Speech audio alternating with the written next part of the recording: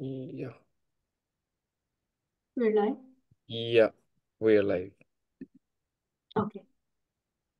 So, সকলোলৈকে নমস্কাৰ জনাই আজি আমাৰ climate ডায়ালগছ way forward চিৰিজৰ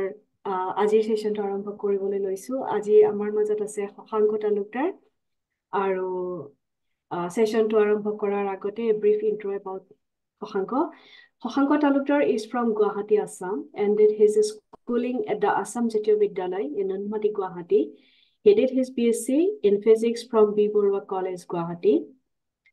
Shashank completed his master's in atmospheric sciences from the National Institute of Technology, Rourkela,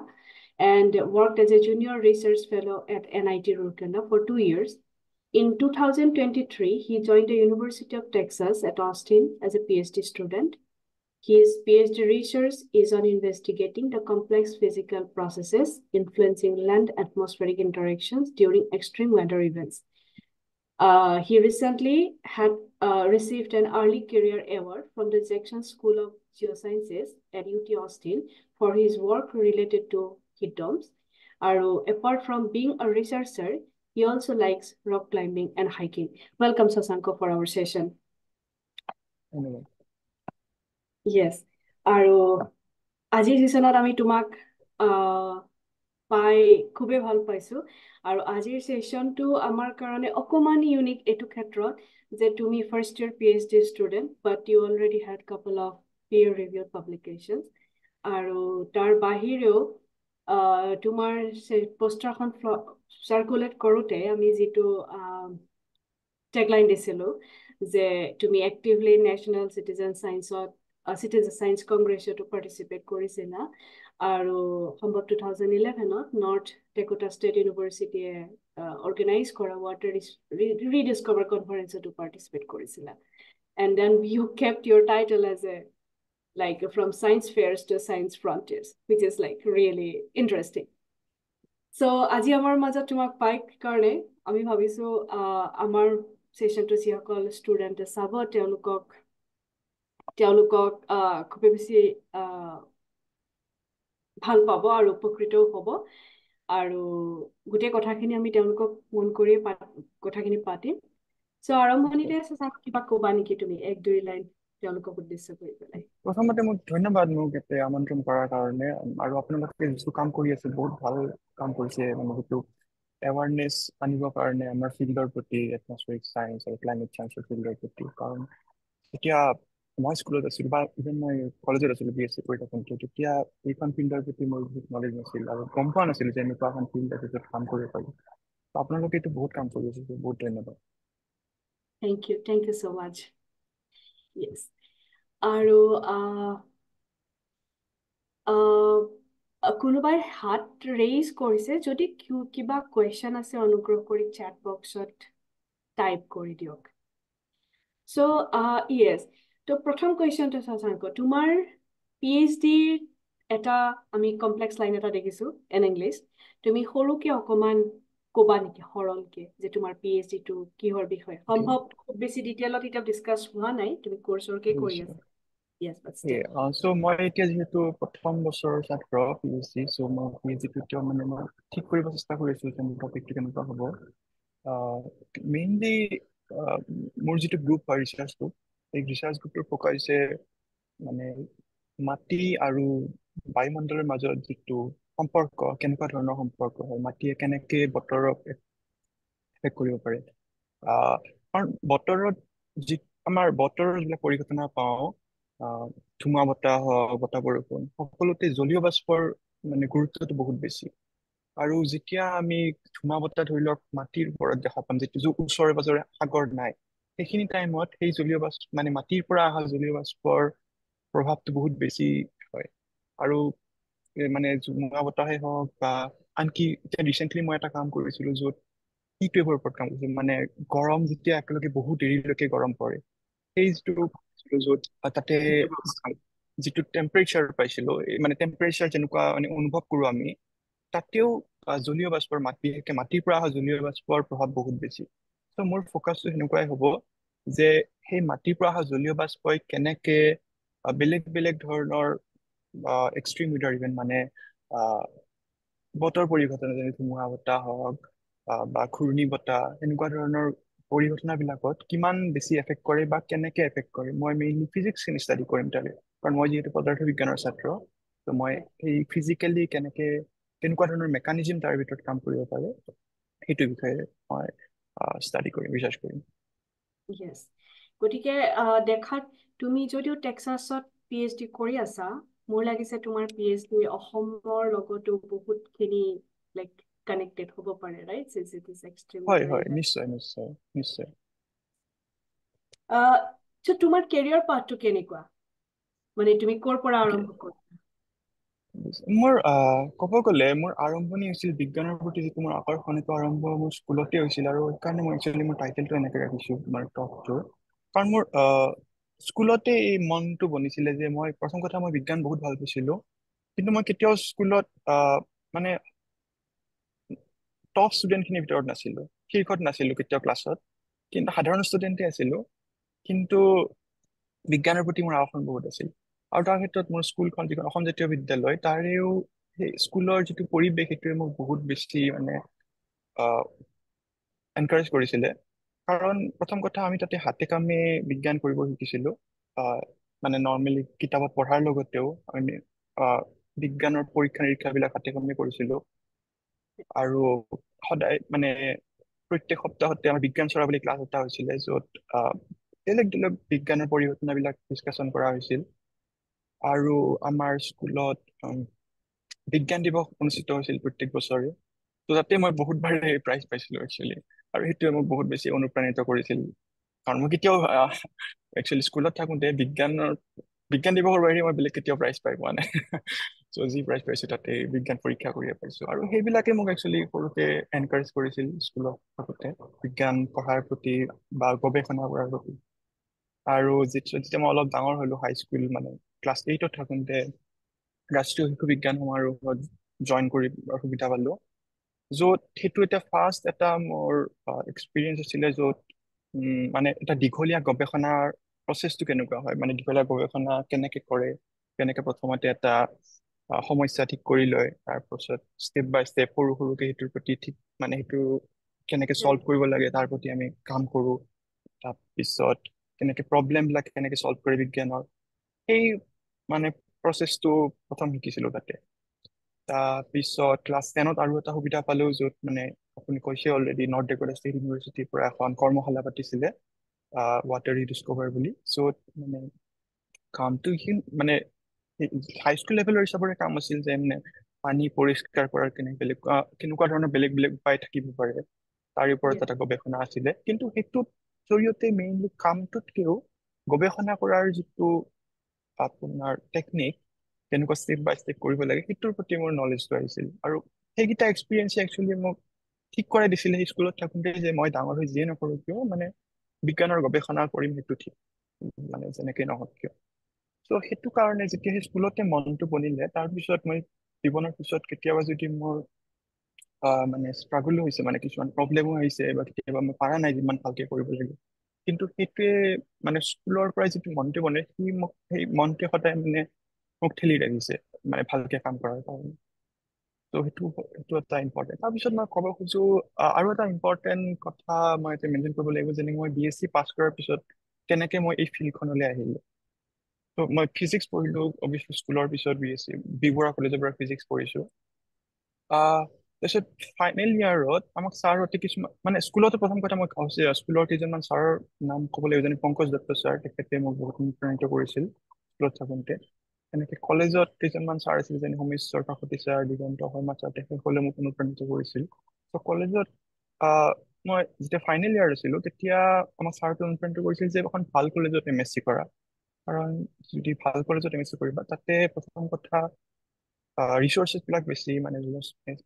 competition ৰিচৰ্চে হওক বা মেচিন যি লাগে গৱেষণা কৰাৰ কাৰণে সেইবিলাক থাকে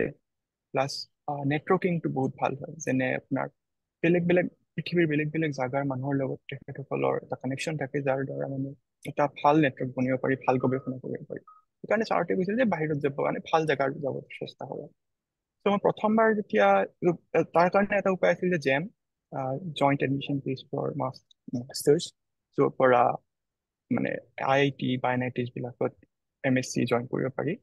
চ' সেইটো টেষ্ট মই দিলোঁ BSc ফাইনেল ইয়াৰত। ত' তাতে সেইটো ক্লিয়াৰ কৰিলোঁ প্ৰথমবাৰতে, কিন্তু মোৰ ৰেংকটো ইমান এটা ভাল নাছিলে। ত' তেতিয়া মই ঠিক কৰিছিলো কি কৰিম, কিন্তু সেইখিনি টাইমতে এজন মানুহ মোক লগ পালো, প্ৰণৱ দত্ত। তেখেত এতিয়া আইচাৰ পুনেৰ ফাইনেল ইয়াৰ PhD ষ্টুডেণ্ট। তেখেত আমাৰ বি বৰুৱাৰ alumni, B Borooah College of physics ডিপাৰ্টমেণ্টৰ এলুমনি। ত' তেখেত এবাৰ আহিছিলে আমাৰ ক্লাছলৈ, আমাৰ লগত কথা পাতিব যে কি কি কৰিব পাৰি এতিয়া BSc ৰ পিছত। ত' তেখেতে আমাক ক'লে যে তোমালোকে যদি পাৰা এনেকে বাহিৰত PhD, মানে বাহিৰত MSc বা PhD কৰিব চেষ্টা কৰে, যাৰ পৰা সুবিধা হ'ব বহুত বেছি। আৰু তেখেতে আমাক মানে এনকাৰেজ কৰিলে যে যদি এবাৰত জেমটো ভাল হোৱা নাই, লগা হলে ৰখি পিনে দিয়া, কিন্তু জেম ভাল হলে, জেমটো যদি ভালকে দিব পাৰা, ভাল ৰেংক এটা পোৱা তাতে, তাৰ পৰা তোমালোকৰ পিছত বহুত লাভ হয়। এটা বছৰটো এতিয়া মানে জীৱনৰ গোটেই যেতিয়া লাইফত তুমি ঘূৰি চাবা যে কিমান কাম কৰিছা, তাৰ তুলনাত এই এবছৰটো বিশেষ গুৰুত্ব নাথাকিব তেতিয়া। এতিয়া যদিও লাগে এবছৰটো বহুত ডাঙৰ। চ' সেনেকে আমাক তেখেতে বহুত এনকাৰেজ কৰিলে। চ' আমি 5জন ষ্টুডেণ্ট, আমি তেখেতৰ অনুপ্ৰাণিত হলো তেখেতৰ দ্বাৰা। ত' আমি ঠিক কৰিলো যে হয়, আমি আৰু এবছৰ ভালকে লাগিম আৰু জেমটো ভালকে দিম। চ' আমি 5জন লগ হৈ পিনে আমি দিল্লী গলো কোচিং কৰিবলৈ। মই, ডিম্পি, জিতুল, ধ্ৰুৱ, বেদান্ত। আৰু তাতে গৈ পিনে আমি ভালকে, তাতে বহুত কথা শিকিলো। প্ৰথম কথা শিকিলো যে আহ, পঢ়িব কেনেকে লাগে এক্সাম এটা দিবৰ কাৰণে। কাৰণ আমি অসমত থাকোতে মোৰ এতিয়া সিমান নলেজ নাছিল যে এন্ট্ৰেন্সৰ কাৰণে কেনেকে প্ৰিপাৰেশ্যন কৰে। তাতে যাই দেখিলো যে মানুহে গোটেই দিনটো লাইব্ৰেৰীত সোমাই থাকি পিনে প্ৰিপাৰেশ্যন কৰে। লাইব্ৰেৰী যিটো কালচাৰ, সেইটো মই অসমত দেখা নাছিলো। তাতে দেখিলো জাগাই জাগাই লাইব্ৰেৰী আছে আৰু মানুহে লাইব্ৰেৰীত গৈ এক্সামৰ কাৰণে প্ৰিপেয়াৰ কৰে। ত' তাৰ পৰা মোৰ এক্সাম প্ৰিপাৰেশ্যন কৰা এটা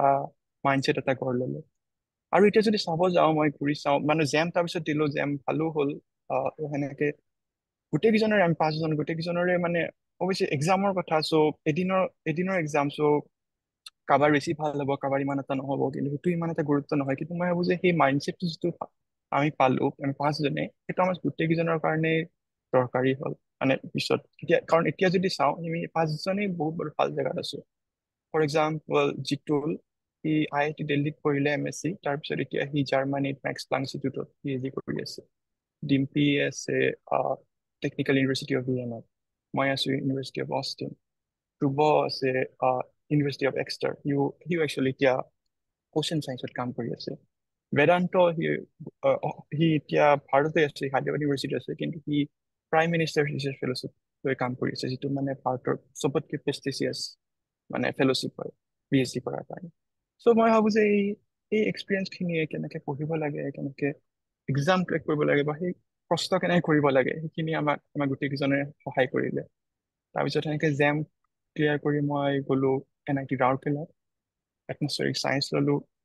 কিয় ললো সেইটো বাৰু ডিছকাছ কৰিম যদি পিছত মানে সংগটো আহে। ত' এটমছফেৰিক চায়েন্স লৈ কাম কৰিলো। মোৰ MSc ফাইনেল ইয়াৰ প্ৰজেক্টত যিটো কাম আছিলে, সেইটো আছিলে মনচুন অনচেট ভৰ্টেক্সৰ ওপৰত। চ' সেইটো কাম ভালকে কৰিলো, মন দি কৰিলো গোটেই বছৰটো লাগি। তাৰপিছত ভালে কাম হ'ল, আৰু সেইটো এতিয়া পাব্লিছো হৈছে। আৰু MSc পাছ কৰাৰ পিছত, সেইটো ঠিক কৰোণাৰ পিছৰ কথা, কৰোণাৰ পিছত ঠিক MSc মই পাছ হৈছে। চ' সেইখিনি টাইমত মই ভাবিলো যে মোৰ অলপ আৰু এক্সপিৰিয়েঞ্চ লোৱাৰ দৰকাৰ। আৰু মই ছাৰ, এতিয়া মোৰ যিজন ছুপাৰভাইজাৰ আছিলে, doctor Krishnakshi ৰুচুৰী at NIT Rourkela, তেখেতক জনালো যে মোৰ বাহিৰত PhD কৰাৰ মন আছে।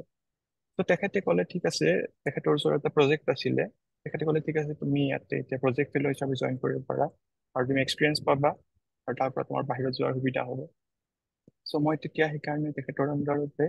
এজন জুনিয়ৰ ৰিচাৰ্চ ফেল' হিচাপে জইন কৰিলো। মোৰ কাম আছিলে এতিয়া থাণ্ডাৰষ্টৰ্মৰ ওপৰত। চ' মই সেই থাণ্ডাৰষ্টৰ্মৰ ওপৰত কেইটামান কাম কৰিলো, যিকেইটা এতিয়া বৰ্তমান পাব্লিছ, 3টা কাম থাণ্ডাৰষ্টৰ্মত পাব্লিছ হৈছে। আৰু মোক যেতিয়া BSc থাকোঁতে ছাৰতে যিটো কথা কৈ আছিলে যে বাহিৰত যোৱা, তাৰ পৰা নেটৱৰ্ক পাবা, সেইটোৱে হ'ল। কাৰণ তেখেতৰে এজন কলিগ, মানে কলাবৰেটৰ বুলি ক'ব লাগিব, তেখেতৰ লগত কাম কৰি এতিয়া মোৰ যিজন ছুপাৰভাইজাৰ প্ৰফেচৰ দেৱ নিয়োগী। চ' তেখেতৰ লগত কাম কৰিছো। মোক কচুৰি ছাৰে মোক ৰেকমেণ্ড কৰি দিলে যে মোৰ শশাংক এজন ভাল ষ্টুডেণ্ট, তেখেতে ই ভাল কাম কৰিব পাৰিছো। মই সেই ৰেকমেণ্ডেশ্যন লৈ পিনে মই ইয়ালৈ আহিলো। আৰু সেইকাৰণে একচুৱেলি এতিয়া মই ইয়াতে আছো, PhD কৰি UP অষ্টিনত। এইখিনিয়ে বুজাই। য়েছ। চ' তুমি জাতীয় বিদ্যালয়ৰ পৰা আৰম্ভ কৰি পেলাই NIT ৰাউৰকেলা হৈ পেলাই এতিয়া গৈ পাইছা টেক্সাছ। চ' তোমাৰ চিটিজেন চায়েন্সৰ প্ৰজেক্টটো কিহৰ ওপৰত আছিলে ইন শ্বৰ্ট? অ'কে মানে চিটিজেন অ'কে শিশু বিজ্ঞানৰ মানুহৰ কথা কৈছে য়েছ অ'কে তাতে এইটো মোৰ সৰু প্ৰজেক্ট আছিলে salt as a food preservative নিমখে কেনেকে য়েছ চ' তোমাৰ ফুড প্ৰিজাৰ্ভ তোমাৰ কৰাটো প্ৰথম ৰিচাৰ্চ মানে ইন্ট্ৰডাকশ্যন টু ৰিচাৰ্চ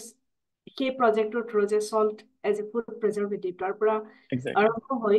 তুমি ফিজিক্সত BSc কৰিলা কিন্তু NIT গৈ পেলাই তুমি এটমস্ফেৰিক চায়েন্সৰ কাৰণ তুমি অলৰেডি কৈছা যে সেই ছাবজেক্টটো লৈ পেলাই বিশেষ এৱেৰনেছ নাছিলে so' how did you know' about the atmospheric sciences প্ৰথম কথা দুটা একজেক্টলি কুৱেশ্যন যে তুমি কেনেকে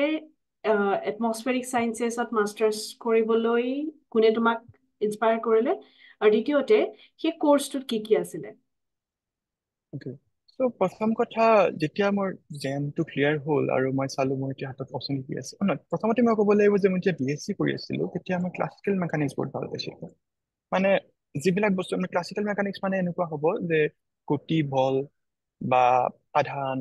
বিদ্যুৎ আধান এইবিলাক লৈ পিনে যিটো ষ্টাডি হয় সেইটো ক্লাছিকেল মেকানিক্সৰ ভিতৰত আহে আৰু তাৰ বিপৰীতে আছে আপোনাৰ কোৱাণ্টাম মেকানিক্স বা চলিড ষ্টেট ফিজিক্সৰ ওপৰত মেজৰ ষ্টাডি হৈ আছে ইণ্ডিয়াত য'ত মানে বেচিকেলি ইকুৱেশ্যন লৈ পিনেহে কামবিলাক হয় মানে ইয়াত আমাৰ ফিল্ডতো ইকুৱেশ্যন নাই কিন্তু আমি ইকুৱেশ্যন বিলাক ভিজুৱেলাইজ কৰিব পাৰোঁ মানে আমি চাব পাৰোঁ একচুৱেলি হৈ কি আছে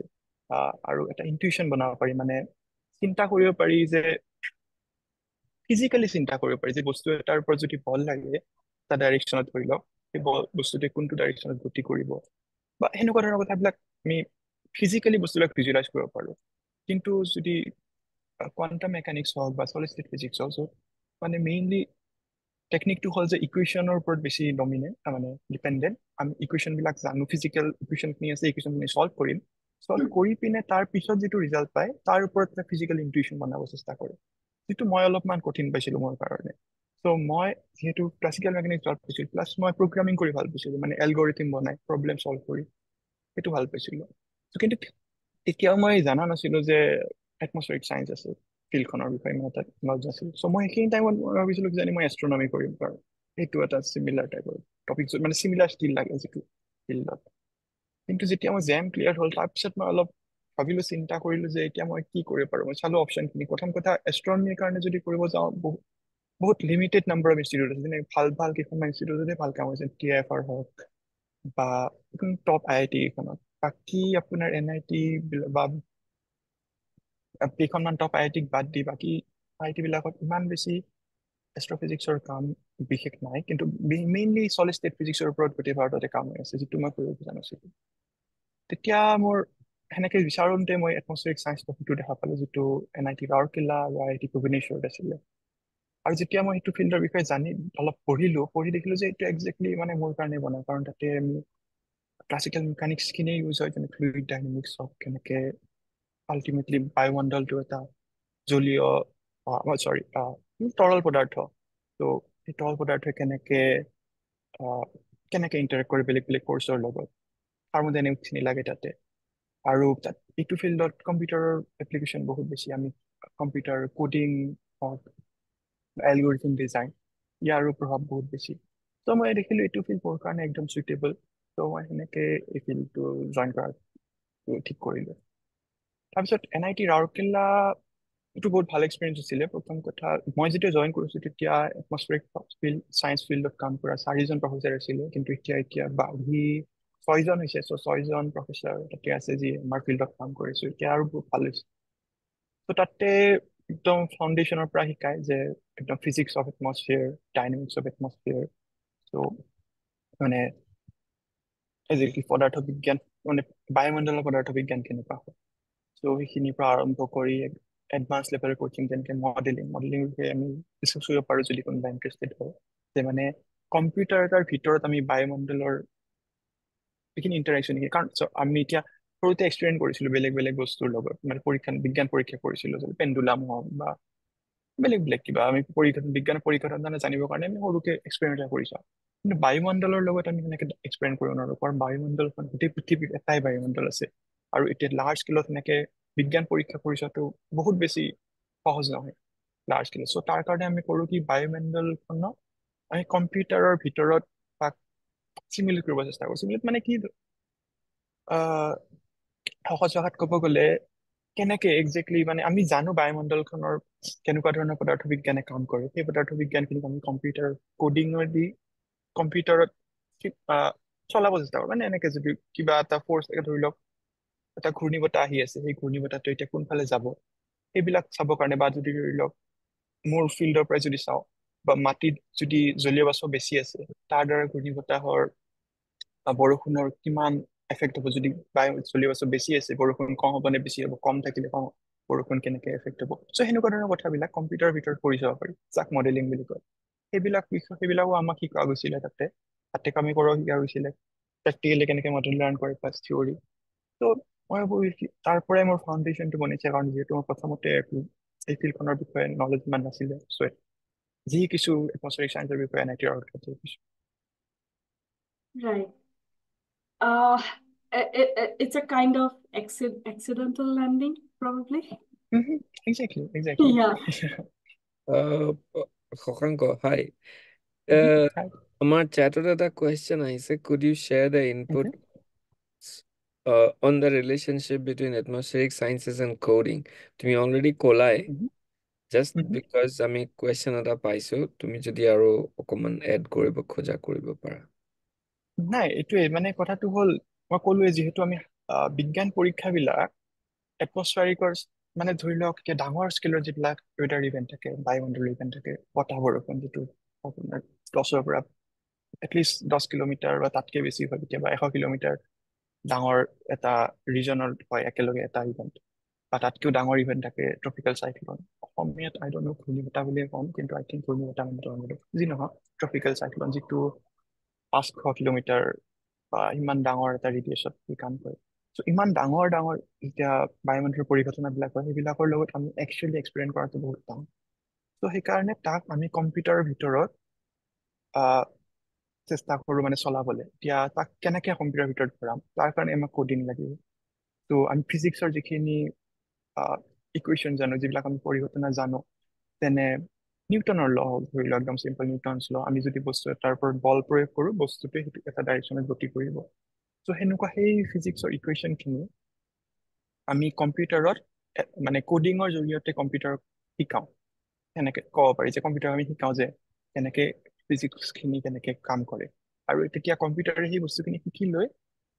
এই পৰিঘটনাবিলাক কম্পিউটাৰৰ ভিতৰত চলায় আৰু তেতিয়া আমি তাৰ ফিউচাৰ একচুৱেলি ইভেণ্টটো সঁচাকে নোহোৱাকেও আমি কম্পিউটাৰৰ ভিতৰতে এনেকুৱা ইভেণ্ট এটা ক্ৰিয়েট কৰি আমি তাক ষ্টাডি কৰিব পাৰোঁ আৰু বেলেগ বেলেগ ধৰণৰ কেনেকে বেলেগ বেলেগ ধৰণৰ কথাই তাক এফেক্ট কৰে যেনে যেনে ধৰি লওক সূৰ্যৰ পোহৰ যদি বেছি হয় কেনেকুৱা ধৰণৰ এফেক্ট হ'ব সূৰ্যৰ পোহৰ কম হ'লে কেনেকুৱা ধৰণৰ এফেক্ট হ'ব মেঘ কম বেছি কৰি পিনে কেনেকুৱা ধৰণৰ কেনেকুৱা এফেক্ট হ'ব এই ইভেণ্টটোৰ ধৰি লওক মুভমেণ্টত কোনফালে গতি কৰিছে বা কিমান ইণ্টেনচিটিত বৰষুণ আহিছে বা কিমান যদি আমি হিট ৱেভৰ কথা কওঁ কিমান গৰম হৈছে গৰম কিমান বেছি পৰিছে সেই গোটেই বস্তুবিলাক আমি কম্পিউটাৰৰ ভিতৰত ষ্টাডি কৰিব পাৰোঁ মই আৰু এটা হেৰি সুধো তুমি যিখিনি কথা ক'লা ইয়াৰ আগতে দিল্লী পঢ়িব যোৱাৰ কথা কওঁতে তুমি কৈছিলা যে তাতে মানে কেনেকে পঢ়িব লাগে মানে তোমালোকে এতিয়া কি পঢ়ি আছা সেইটোতকেও বেছি তুমি গুৰুত্ব দিছা যে সেই যিটো মানসিকতা পৰীক্ষা কম্পিট কৰা মানসিকতা বা পৰীক্ষা এটা পঢ়ি পেলাই ক্লিয়াৰ কৰিম বুলি বিশ্বাস কৰাৰ যিটো মানসিকতা তুমি অকলে যোৱা নাছিলা দিল্লীলৈকে তোমালোক 5জন গৈছিলা তুমি কৈছিলা তে এই গোটেই গুৱাহাটীৰ পৰা বা অসমৰ বেলেগ বেলেগ ঠাইৰ পৰা হলেও দিল্লীলৈ 5জন যাওঁতে তোমালোকে নিজেতো পঢ়িছিলাই কিন্তু গোটেই মানসিকতাটো বিল্ড কৰাত গ্ৰুপ ষ্টাডি তোমালোকে কৰিছিলা নেকি আৰু যদি কৰিছিলা তেতিয়াহ'লে সেইটোৱে তোমালোকক কেনেকে সহায় কৰিছিলে হয় নিশ্চয় এইটো বহুত বেছি গুৰুত্বপূৰ্ণ আছিলে গ্ৰুপ ষ্টাডি কৰোঁতে কাৰণ কথাটো হ'ল চব টপিকে ধৰি লওক এতিয়া ফিজিক্সতে মানে পদাৰ্থ বিজ্ঞানতে বেলেগ বেলেগ টপিক আছে থাৰ্মোডাইনামিক্স ক্লাছিকেল মেকানিক্স কোৱাণ্টাম মেকানিক্স আৰু চবৰে নিজৰ নিজৰ ষ্ট্ৰং থাকে যেনে ধৰি লওক মই এতিয়া ক্লাছিকেল মেকানিক্স ভাল পাওঁ কিন্তু ডিম্পি ভাল আছিল তাইৰ মেথমেটিকেল ফিজিক্স তাই ইকুৱেশ্যন চল্ভ কৰি ভাল পায় বা কোৱাণ্টাম মেকানিক্স তাই ভাল পায় এতিয়া এটাই আনটোক সহায় কৰা মানে বহুত বেছি দৰকাৰী সেইখিনি ক্ষেত্ৰত আৰু সেইকাৰণে গ্ৰুপ ষ্টাডিটো বহুত বেছি ইম্পৰ্টেণ্ট আছিলে আমি নিজে যিখিনি সহজে পাৰো সেইখিনি নিজে শিকি ল'ম শিকি লৈ পিনে আমি বেলেগক শিকাম আৰু বেলেগেও নিজে যিখিনি ভালকে পাৰে সেইখিনি আমাক শিকাব তেতিয়াৰ পৰা অভাৰঅল গোটেই কেইজনৰে লাভ হয় আৰু সেইকাৰণে মই ভাবো যে আমাৰ এতিয়া গোটেই কেইজনে আমি ভাল জেগাত আছো আমি কাৰণ সেই ফাউণ্ডেশ্যনটো আমাৰ ভাল হৈছিলে মানে ষ্টাডি কৰোঁতে So,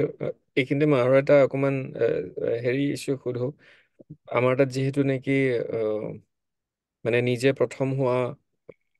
বা এনেও ছ'চাইটিত কম্পিট কৰাৰ এটা মনোভাৱ থাকে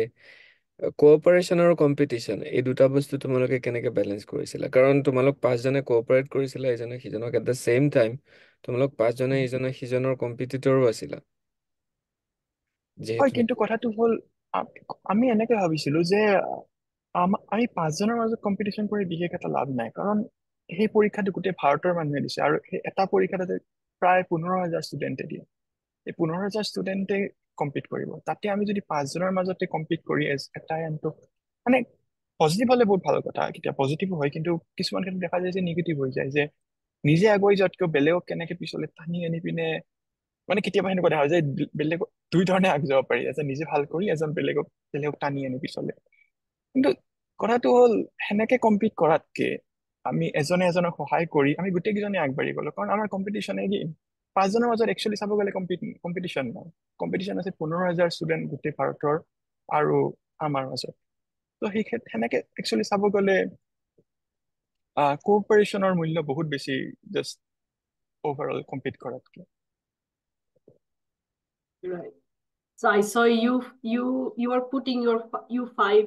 as one person. Yes, So it exactly. was, yeah, yes. So anyway, so it's actually মানে সারপ্রাইজিং আৰু ভালো লাগিছে যে আমি যোৱা কিছু সময় বি বৰুৱা কলেজৰ পৰা কেইবাজনো এলুমনাই এটমস্ফেৰিক সায়েন্সত পাইছো আৰু তেওঁলোকক হোষ্ট কৰিছো মানে একেবাৰে তুমি আছা বিজিটক মনত আছে ৰিসেন্টলি সেশন হৈ গৈছে আৰু মোৰ মনত নাই কিন্তু মোৰ মনত আছে যে আমি এনেকে কিছু দুই তিনিজন আৰু পাইছো সম্ভৱ বি বৰুৱা কলেজৰ পৰা পাছ কৰি আহা চ' তুমি জানাত কিবা আছে নেকি যে বি বৰুৱা কলেজত তেওঁলোকে এটমস্ফেৰিক সায়েন্সৰ বিষয়ে কিবা কথা কয় I am just asking out of I curiosity think কাৰণ আমাৰ এজন ছাৰ আছিলে মই যিজন ছাৰৰ সৈতে নাম কল দিগন্ত শৰ্মা ছাৰ তেখেতৰ বেকগ্ৰাউণ্ডটো এটমস্ফিয়াৰ ফিজিক্স আছিলে তেখেতে ৰাডাৰৰ ওপৰত কাম কৰিছিলে আৰু আই থিংক সেইটো এটা ইম্পেক্ট কৰিব পাৰে আৰু তেখেতে আমাক বহুত এনকাৰেজ কৰিলে মানে গোটেই কেইজন ছাৰ যিমান আছিলে গোটেই কেইজনে ভালকে এনকাৰেজ কৰিছে কিন্তু তেখেতৰ এনকাৰেজমেণ্টটো বহুত বেছি আছিল বিজিত দাদাকো যদি সোধে তেখেতৰ টপিকত আপুনি চাব তেখেত বিজিত দাদাও ছাৰৰ নাম কৈছে চ' আই থিংক সেইটো এটা ফেক্টৰ হ'ব পাৰে আৰু তাৰপিছত এজন যোৱাৰ পিছত প্ৰথমতে বিজিত দাদাই গৈছিলে আমাৰ আই থিংক আমাৰ কলেজৰ পৰা মানে অচিয়ান চায়েন্সত আৰু ত' সেইটো এটা আমি নলেজ গম পালো যে সেই ফিল্ডটোৰ বিষয়ে অলপ চলপ তেতিয়া তেখেতৰ পৰা তাৰপিছত এতিয়া ধ্ৰুৱ আছে মোৰ লগত ইউনিভাৰ্চিটি অফ ষ্টাৰ্ট সিও অচিয়ান চায়েন্সত কাম কৰি আছে অচিয়ান আৰু এটমস্ফিয়াৰ ইণ্টাৰেকশ্যন তাৰ ওপৰত কাম কৰি আছে Yes, yes. I think বিজিটতকৈ আগতে ডক্টৰ মহেন কৰ আছে তোমাৰ এতিয়া হয় হয় হয় হয় একচুৱেলি মই পাহৰিলো ক'বলৈ আমাৰ দিগন্ত ছাৰ আৰু মহেন কোঁৱৰ ছাৰ IITM তেখেত দুজন একেলগে পঢ়া আছিল দুজন ক্লাছমেট আছিলে চ' আই Yes, থিংক yes. হয় This is really তেখেত interesting. এখন কলেজৰ পৰা চাবজেক্টটো নতুন আৰু তাৰ পিছতো এখন কলেজৰ পৰা মানে এটা ইমান ডাঙৰ পুল এটা ওলাই আহা চ' চাবিকৰ আৰু এটা কুৱেশ্যন আহিছে আমি চাবিকৰ কুৱেশ্যনটোলৈ আকৌ অকমান সময়ৰ পিছত আহিম যিটো কেৰিয়াৰৰ কথাই পাতি আছো গতিকে আমি বেক টু বেক কেৰিয়াৰ কথাই পাতি থাকিম তো তুমি তোমাৰ মাষ্টাৰ্ছৰ কোৰ্চটো ডেছক্ৰাইব কৰিলা চ' এতিয়া ডেফিনেটলি তোমাৰ ক্লাছিকেল মেকানিক্সৰ প্ৰতি ভাল পোৱা আছিলে আৰু তুমি কৈছা যে ক্লাছিকেল মেকানিক্সেই তোমাৰ মাষ্টাৰ্ছৰ কোৰ্চত গোটেইখিনি মানে এপ্লাই কৰিছিলে চ' we can say this is an applied physics applied side of the yes physics yes so' তাৰ পিছতো তোমাৰ কিবা অসুবিধা হৈছিল নেকি মানে চাবজেক্ট দুটাৰ মাজত তুমি কিবা গেপ দেখা পাইছিলা নেকি যিখিনি প্ৰবেবলি আমাৰ কলেজৰ কোৰ্চত অকমান মানে এড্ৰেছ কৰিব পাৰে টিচাৰসকল বুজিছো চ' প্ৰথম কথা মই কম যে কডিঙৰ গুৰুত্বটো আমি শিকাব লাগিব কলেজতে কাৰণ এতিয়া ধৰি লওক আমি কলেজতো এতিয়া এক্সপেৰিমেণ্ট কৰোঁ ধৰি লওক পেণ্ডুলামৰ এক্সপেৰিমেণ্ট কৰোঁ তাতে আমি ওলাওঁ পেণ্ডুলামৰ টাইম পিৰিয়ড কিমান হয় এইটো কলেজৰ সেইটো BSc লেভেলৰ এক্সপেৰিমেণ্ট বা হাইস্কুলতো কৰে কিছুমানে চ' তাতে আমি গ্ৰাফবিলাক প্লট কৰো, হাতেদি প্লট কৰো, মানে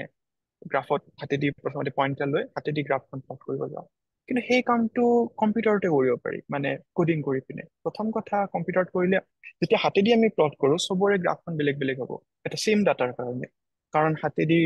তল ইফাল সিফাল হ'ব পাৰে আৰু আমি একুৰেট ভেলুটো নাপাওঁ। কিন্তু কম্পিউটাৰত যদি কৰো, প্ৰথম কথা চবৰে ৰিজাল্ট একে হ'ব, কাৰণ তাৰ অপটিমাম সলিউশ্যন, মানে বেলেগ বেলেগ পইণ্টৰ মাজেদি যোৱা এডাল যদি লাইন আমি ড্ৰ কৰিব লাগে, চবত এনেকুৱা লাইন এডালে থাকিব যিডাল প্ৰত্যেকটো পইণ্টৰ পৰা মানে সমান ডিষ্টেঞ্চত আছে, বা ক'ব পাৰো যে এৰৰটো যদি আমি কেলকুলেট কৰো লাইনডালৰ, যিটো চবতকে মিনিমাম হয়, আৰু কম্পিউটাৰ কৰিয়ে সেই লাইনডাল পাব পাৰি। আই থিংক, মই ভাবো যে সেই বস্তুটো স্কুলত, মানে স্কুল বা আই থিংক কলেজত শিকোৱাটো দৰকাৰী, যে আমি কোডিং কৰি পিনে কেনেকে প্ৰথম কথা প্লটিং কৰিব পাৰো, আৰু এলগৰিথম ডেভেলপমেণ্ট কেনেকে হয় কৰিব পাৰি, কিবা এটা প্ৰব্লেম এটা চল্ভ কৰিবৰ কাৰণে। আই থিংক সেইখিনিৰ গুৰুত্ব বহুত বেছি আমাৰ ফিল্ডত, কাৰণ আমাৰ গোটেই কামখিনি, মেক্সিমাম কাম মই ক'ব গ'লে কম্পিউটাৰৰ ভিতৰতে হয়। Yes. তেতিয়াহ'লে ফ'ল' আপ কুৱেশ্যনটো হ'ল, যেতিয়া তুমি টেক্সাছলৈ গ'লা, তাতে এতিয়া তুমি কৰ্চ কৰি আছা, হয়নে? Yes. Mhm. So, এতিয়া তুমি ইয়াতে পঢ়ি যোৱাৰ মাজত আৰু তাতে কৰ্চ কৰি থকাৰ মাজত দুইটা এডুকেশ্যন চিষ্টেমৰ মাজত কিবা বহুত উল্লেখ হয় কৰিবলগীয়া হয়, একচুৱেলি আছে। মানে এতিয়া মই যদি কওঁ, মই এতিয়া 3টা লেভেলৰ কৰ্চ কৰি পাইছো। প্ৰথম কথা গুৱাহাটী বি বৰুৱা কলেজত, তাৰপিছত NIT ৰাউৰকেলাত, যিটো নেশ্যনেল লেভেলৰ বুলি ক'ব পাৰি, আৰু এতিয়া UT অষ্টিন ইণ্টাৰনেশ্যনেল লেভেল ক'ব পাৰি। গুৱাহাটীত কৰ্চটো এনেকুৱা আছিলে যে আমাক গোটেইখিনি বস্তু, মানে যিমান পাৰি গুৱাহাটী ইউনিভাৰ্চিটিৰ যিটো কৰ্চৰ ফিজিক্সৰ, এতিয়া আমাৰ টাইমত, এতিয়া আই থিংক কৰ্চটো অলপ চেঞ্জ হৈছে, মই ইমান বিশেষ এতিয়া আইডিয়া নাই এতিয়া কেনেকুৱা হৈছে, কিন্তু আমাৰ টাইমত এনেকুৱা আছিলে যে ফিজিক্সৰ চব ফিল্ডে একেলগে আমাৰ ওপৰত জাপি দিয়া হৈছিল, আৰু মানে যিমান নলেজ আছে গোটেইখিনি দিব চেষ্টা কৰিছিল। যাৰ কাৰণে কি হৈছিল যে মই ভাবো যে এনেকুৱা যে বহুত ক্ষেত্ৰত ডিটেইলছ ৰৈ গৈছিল, যে আমি প্ৰত্যেকটো টপিকেই ভালকে বুজি পিনে পঢ়াৰ এটা মানে অৱকাশ সেইখিনি টাইমত ইমান এটা নাছিল, কাৰণ আমাৰ একজেক্টলি মানে ক্লাছিকেল মেকানিক্স, থাৰ্মোডাইনামিক্স, কোৱাণ্টাম মেকানিক্স, আৰু তাৰে মানে বহুত ডেপ্থলৈ গৈ পিনে একেলগে পঢ়া হৈছিল। কিন্তু NIT ৰাউৰকেলাত যেতিয়া গ'লো, তাতে মই দেখিলো যে কনচেপ্ট বিলাকক গুৰুত্ব দিয়া হয়, আৰু বহুত ক্ষেত্ৰত ষ্টুডেণ্টৰ ওপৰত এৰিয়া হয়, যদি ষ্টুডেণ্টৰ ইণ্টাৰেষ্ট আছে, ষ্টুডেণ্টে মানে ফাউণ্ডেশ্যন নলেজখিনি যেতিয়া টিচাৰ দি দিব, এডভান্স নলেজখিনি ষ্টুডেণ্টে নিজে কৰি ল'ব পাৰে। চ' সেইখিনি সেনেকে শিকোৱা হৈছিল, ফাউণ্ডেশ্যনখিনি বেছি, মানে যিটো বেচিক চব টপিকৰে যিটো বেচিকখিনি তাতে গুৰুত্ব বেছি দিয়া হৈছিল।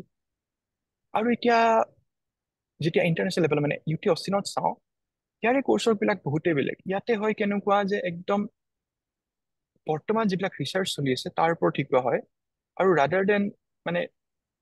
এখন টেক্সট বুকৰ পৰা লৈ পিনে শিকোৱাতকে, বহুত ক্ষেত্ৰত টেক্সট বুকৰ পৰা শিকায়, কিন্তু বহুত ক্ষেত্ৰত ৰিচেণ্ট ৰিচাৰ্চ পেপাৰ লৈ পিনে আমি ক্লাছত ডিছকাশ্যন কৰা যায়। চ' সেইটো এটা মই ইয়াতে বহুত নটিচ কৰিছো, আৰু ক্লাছবিলাক জাষ্ট নৰ্মেল লেকচাৰতকে ডিছকাশ্যন বেছি হয়, যে ধৰি লওক আপোনাৰ এখন পেপাৰ, ৰিচেণ্ট পেপাৰ এখন পঢ়িব দি পিনে ক্লাছত এতিয়া সেই পেপাৰখনৰ পৰা ডিছকাশ্যন হয়, যে কেনেকে, প্ৰথম কথা কেনেকে কি এপ্ৰচত কাম কৰিছে, তাৰে কিবা ভাল কেনেকুৱা হৈছে, বা কিবা বেয়া হ'ব, মানে তাতে কিবা ড্ৰবেক ৰৈ গৈছে নেকি, কামটো ভাল কৰিব পাৰি নেকি, সেনেকুৱা ডিছকাশ্যন হয়। মই ইয়াতে এইটোৱে ক'ব লাগিব যে মানে এই 3টা মানে মই মানে এডুকেশ্যনৰ লেভেল দেখিছো এতিয়ালৈ। Right. Okay. So, মানে, yeah. মানে মানে কমেণ্ট কৰিবলৈ দিগদাৰি হৈছে, কিন্তু আই থিংক শেষৰ দুটা কিজানি অলপমান বেছি ইউজফুল বা এফিচিয়েণ্ট বুলি ক'ব পাৰি। এক্সেক্টলি। আৰু চ' তেতিয়াহ'লে তোমাৰ অকমান ৰিচাৰ্চলৈ আহোঁ, যে তোমাৰ ৰিচাৰ্চ, তুমি যিহেতু মাষ্টাৰ্ছৰ থেচিছৰ পৰা তোমাৰ যিকেইখন পাব্লিকেশ্যন আছে, আই থিংক গোটেইকেইখনেই তোমাৰ মাষ্টাৰ্ছৰ থেচিছৰ লগত কানেক্টেড, নহয়নে? আৰু এখন মাষ্টাৰ্ছৰ থিচিছ, তাৰপিছত মই 2 বছৰ যিটো কাম কৰিলো yes, DRF junior. হিচাপে। Yes. So, সেই কামটো, সেই গোটেইখিনি কাম তোমাৰ এৰিয়া অফ ৰিচাৰ্চ কোনখিনি আছিলে, মানে চৰি, কোনটো এৰিয়াৰ ওপৰত আছিলে? মই Particular প্ৰথমতে area. MSCত কাম কৰোঁতে সেইটো আছিলে মনচুন অনচেট ফৰ্টেং বুলি, এটা লাইক ট্ৰপিকেল চাইক্লন চিষ্টেম এটাৰ ওপৰত। তাৰপিছত যেতিয়া মই জুনিয়ৰ ৰিচাৰ্চ ফেলোশ্বিপ হিচাপে কাম কৰিলো তেতিয়া মই থাণ্ডাৰষ্টৰ্ম মানে বতাহ বৰষুণৰ ওপৰত কাম কৰিছো যিটো বৰদৈচিলা বুলি ক'ব পাৰি তাৰ ওপৰত কাম কৰিছো না মই সুধিছিলো তোমাৰ এৰিয়া কিবা জিঅগ্ৰাফিকেল এৰিয়া কিবা আছিলে নেকি অ পাৰ্টিকুলাৰ? জিঅ'গ্ৰাফিকেল এৰিয়া আচ্ছা চৰি চ' যেতিয়া মই বতাহ বৰষুণৰ ওপৰত কাম কৰিছিলো তেতিয়া মই গোটেই ভাৰতৰে মোৰ কামটো এনেকুৱা আছিলে যে আমাৰ বতাহ বৰষুণৰ ইমান ভাল ৰেকৰ্ড নাছিল যেতিয়া মানে মই ষ্টাৰ্ট কৰিছিলো কাৰণ নতুন প্ৰজেক্ট এটা আছিলে প্ৰজেক্টটো আছিলে বতাহ বৰষুণৰ ওপৰত যে একচুৱেলি আছিল যে আৰ্বানাইজেশ্যন মানে চহৰ যেতিয়া নতুন চহৰ গঠন হয় সেই চহৰখনে তাৰ সেইখিনি জেগাৰ ওপৰত যিবিলাক বতাহ বৰষুণ হ'ব তাৰ ওপৰত কেনেকুৱা এফেক্ট কৰে কিন্তু কথাটো হ'ল যিকোনো আমি পৰিঘটনা এটা ষ্টাডি কৰিবৰ কাৰণে আমাক প্ৰথম ভাল ডাটা লাগিব ত' মই যেতিয়া ষ্টাৰ্ট কৰি দেখিলো যে আমাৰ ওচৰত ভাল ডাটা নাই বতাহ বৰষুণৰ ওপৰত চ' মই ফাৰ্ষ্ট কামটো কৰিলো এটা ছেটেলাইট ডাটাবেছ আছে বৰষুণৰ ওপৰত যিটো GPM iMerge বুলি কয় চ' সেই ছেটেলাইট ডাটাবেছত আমি বৰষুণৰ ভেলুখিনি পাওঁ আৰু এইটো গোটেই পৃথিৱীতে পায় আৰু সেই ডাটাটো আছে 2000 চনৰ পৰা বৰ্তমানলৈকে আৰু প্ৰথম কথা তাৰ ৰিজলিউশ্যন বহুত ভাল ৰিজলিউশ্যন মানে ক'ব লাগিব যে আহ, কিমান ডিষ্টেঞ্চৰ মূৰে আমি এটা নতুন ডাটা পাম চ' সেই ডাটাৰ GPM iMergeৰ ৰিজলিউশ্যন স্পেচিয়েল ৰিজল্ট মানে মানে স্থান মানে কি আৰু কিমান দূৰ